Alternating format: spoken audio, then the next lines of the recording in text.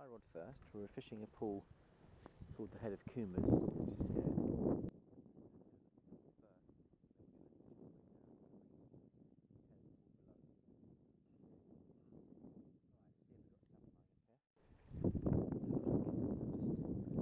Working the fly out. That fly looks like it's nicely working. So I just keep working out. We've checked the water temperature with Mike. He's got a special device. I just thought it's the air temperature versus the water temperature that causes the rise. Because if you've got at least a 5% differential, does that not bring them up? Or do you think that... I checked it this morning, it's about 10 degrees, the water. And the air temperature is what, 15, 16? No, is it much worse than that? About 12. We've got 2-degree differential. Is that all we've got today? Yeah, it's very... I'll check it again. Mind you, there's that northerly cold wind coming, isn't there? You can feel it. It's very, very cold. So in that case, you think keep low, keep as low as you can. Yeah, it's just, they'll want the water warmer.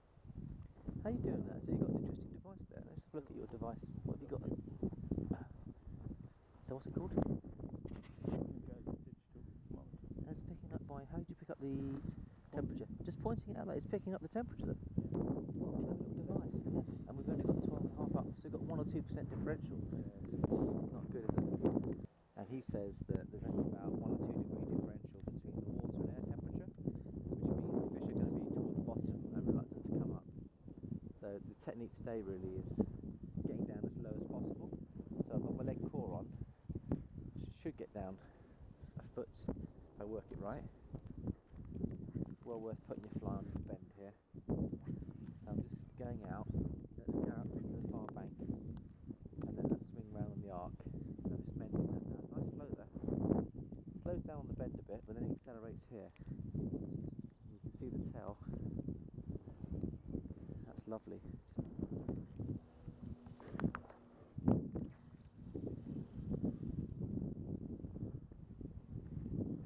We're in. Oh, we had a take. Ladies and gentlemen, we had a salmon take. Did you see that? Might still take it. Wow, that was exciting. Something came up and just plucked the fly and then dropped it. Didn't make a hook up, but that was a decent fish. So let's try that again, see if we'll come up on it again. It was only a little pluck. It gives me a chance to clean the lens camera, so I'm sure that rain is probably affecting the viewing. But right, we're fishing Coomer's pool, and this is a very hard place to fish because it's on the back of a big eddy with a lovely run through here, and it's going to be not easy to fish this, but we're going to fish it with the fly rod first, just making gentle casts out, then we're going to chest wade out to the hot spots. Traditionally, Coomer's was a very good pool, but hardly anyone can fish it nowadays because all these trees have grown up and you can't get to it. The only way to get to it, I've worked out, is through chest waders.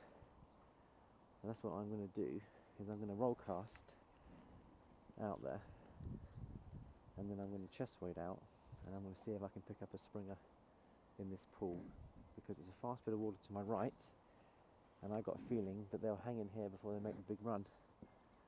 That's my theory. We'll soon find out if it's correct. We'll work carefully through here. It's quite silty, but it's only about 2.5 to 3 feet deep, so it's fishable with the chest waders, but you just got to go carefully. And there we go. And now we can roll cast just a bit further out. We've had a downpour of rain. The air temperature's dropped, so we're down to about 2 degrees differential, so it's 11 degrees in the water and about 12 or 13 above air temperature. But let's see whether we can work this fly carefully and get a take. So out we go. It's not easy. It's a lovely pool, lovely glide. The speed is on the far bank, but there's a lovely glide just here, and I'm working the fly through, seeing if we can get a taker. We might get a take if we're lucky. I'm just working that through. And out she goes, and 1, 2, 1, 2, and then just mending that and working through. That's lovely, lovely glide, it's so nice, beautiful. And I'm in touch with the fish because as I move out I can do my overhead casting to get out further. And look at that, ladies and gentlemen, that's working a treat. We're in touch with the fly line, Just got to see if there's a salmon lying up here. Traditionally, I think the taking spots were further down by the trees over there, so let's see how far we can get out with the fly rod, and let's see if we can get the first springer from this back end Coomers for probably 20-30 years, I'd imagine. Used to be one of the #1 spots to catch salmon, but like I say, it's very difficult to fish it. Lovely cuckoo in the background, what a setting. Isn't this lovely?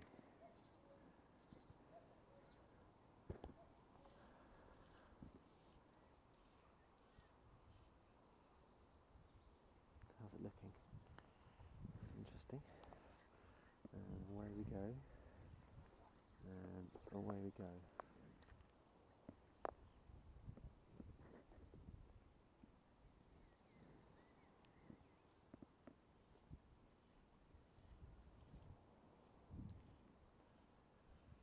Right, I think that's probably as far as I want to take it on the just... Oh, we had a take! Let's work it again. We had a take, ladies and gentlemen. Will it come again? Come on, come on to it. Boy, that was a real good take, that was.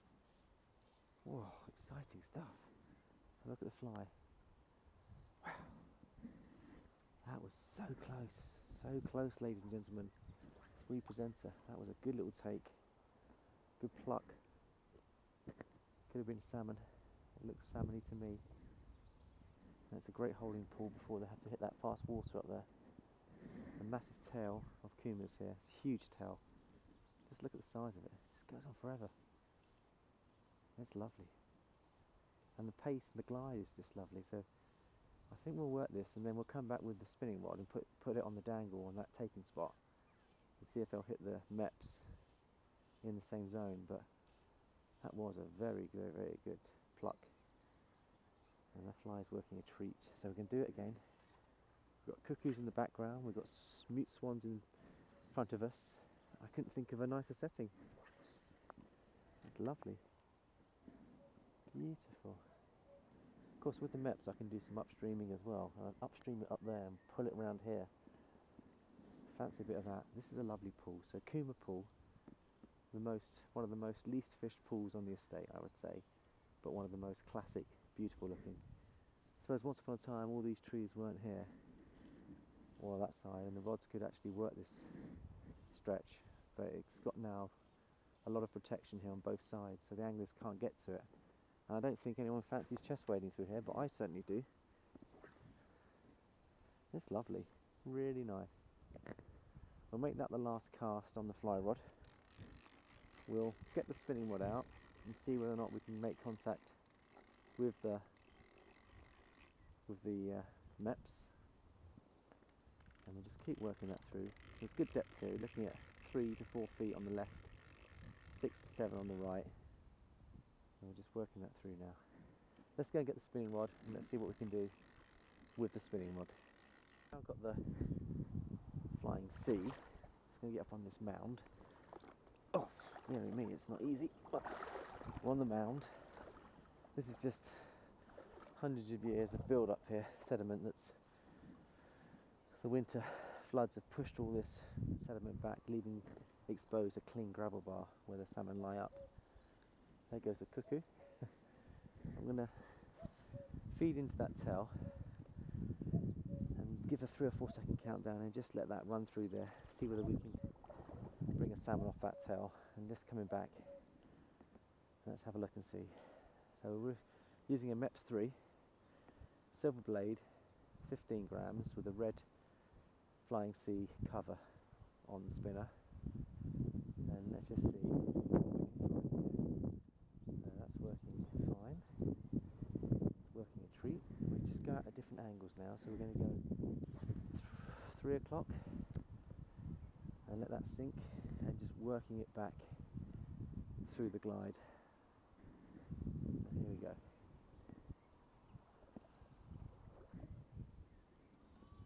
I can hear the lambs in the background. That's fine. Just working it round. Wow, that flying C looks brilliant. It's had pike so far, and that's all yesterday. And we've had a couple of salmon, one on the orange flying sea, and we've had one sea trout stroke salmon, not sure yet, to be confirmed, on the yellow flying sea. And out we go. Let that just swing round, swing round. And now we're going to go out this way. Another cuckoo on my left. We've got two cuckoos, one on the right, one on the left. They're lovely. The rain's gone, the sun's coming out. I was contemplating going home, but I'm glad I stuck it out because it's now turned nicely. And the wind's died, so perhaps that was a passing shower, passing storm. And hopefully we'll get back to some nice summer, spring weather. Right, now we're going to get close to the spot where I had a take on the fly, a big pluck. So we had a big pluck down here. I'm going to put the spinner on the pluck, take area, and hold it on the dangle. So it's pump it out, hold it up and work it back slowly, and then see whether we can get a follow and a take on that.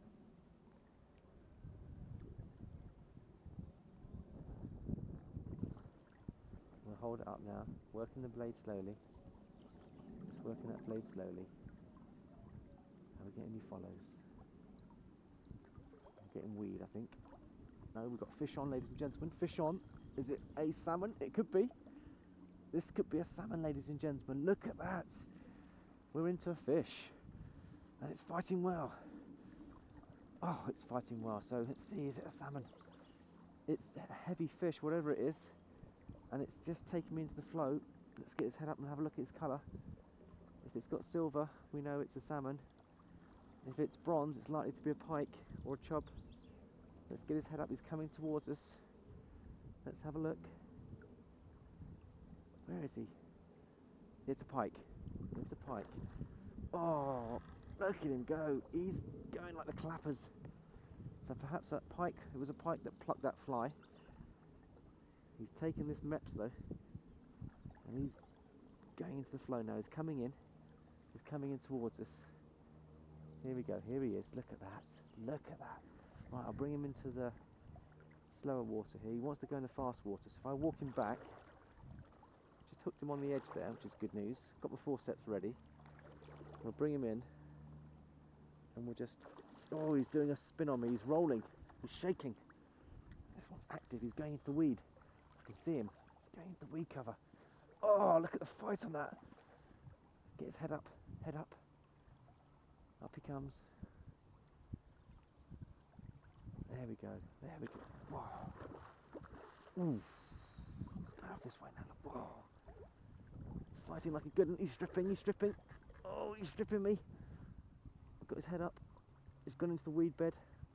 I'm going to have to just ease him up. He's gone into the weed. Ah. Out you come. Oh, he's put his head into that weed bed. Here he is. I've got him. Oh, he's off again. Oh, he's stripping.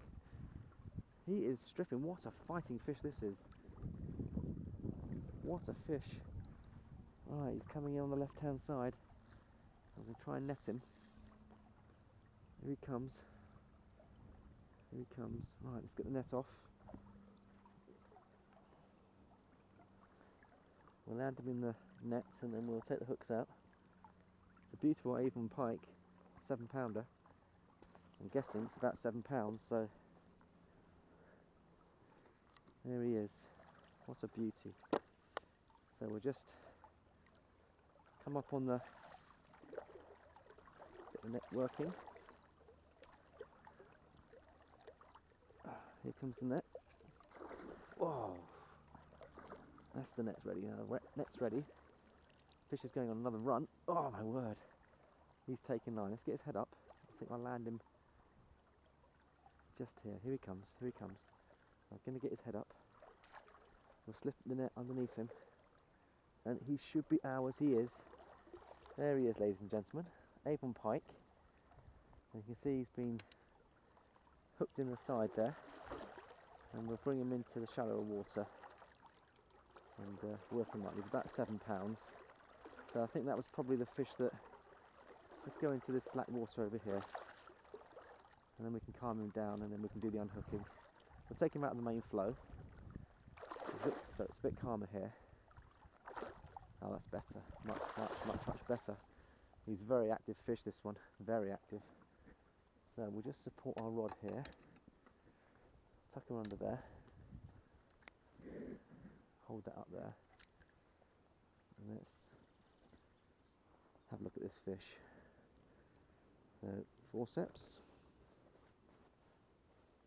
So it's a pike of about 6 or 7. Good fighting fish. So hoping it would be a salmon though, but I'm still pleased that it's a perfect condition Avon pike. And we'll have a look at him. We're trying to unhook him in the water, but he's quite active, so we've got to be careful here, so we may have to chin him. Right, let's have a look. He's still active. So just move the rod across there. I can see where he's hooked up on the scissors there. So we've got to go in carefully. And if I just slip myself underneath his chin, he should open up for me.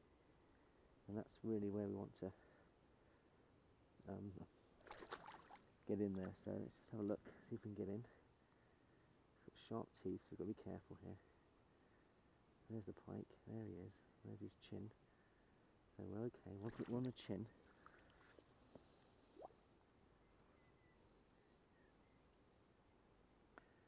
Right, let's just try and go under again, under the chin. Alright, we've got him here, here he is. Now, there's the hooking there, just there on the side. Let's see if we can unhook him this way. So it's just a case of just pulling the hooks out gently. Let's see if he'll come out. I think he might. I think the hooks are out. So we've got the hooks out, ladies and gentlemen. Now all we've got to do is recover him. And what I'll do is I'll poke his head there. There's the fish. And he's just now needs to recover. And off he goes. There he goes. He's as happy as punch. Hooks are out. And I think these flying C's are very effective, both for salmon and pike. So we'll continue with it and work this area. That was like an amazing little glide. He almost took it. I think because it hit the weed, it stopped it from taking. Yeah. Hit the weed. Then he came over on it. I might still get him. It's not a biggie. It's about 10 to 12 pound. Hey, come on, Paul. 10 to 12 pounds. Still a bloody fish. I'll give anything for a 5-pounder. Okay, let's have a look. So we've just seen a salmon rise. I've just put my MEPS over the hot spot, and the salmon turned on it and just rolled around the edge of the spinner. And then I hit some weed and didn't take it. But when I saw the fish move, it glided through it. Amazing. Let's see if we can do that again. Running the cameras here. So if I go down a bit, I might be able to. Yeah, that was good. I saw the silver bar come right up. It was definitely a silver bar. No doubt about it, that was a salmon. I think we've got a hot spot here. We've just got to get our timing right now.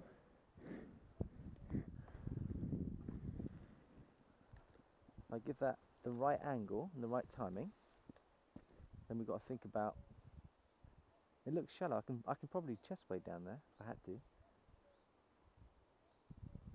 Slowly here, just slowly, just at that point I slow down, let the blade work there and let it come onto it.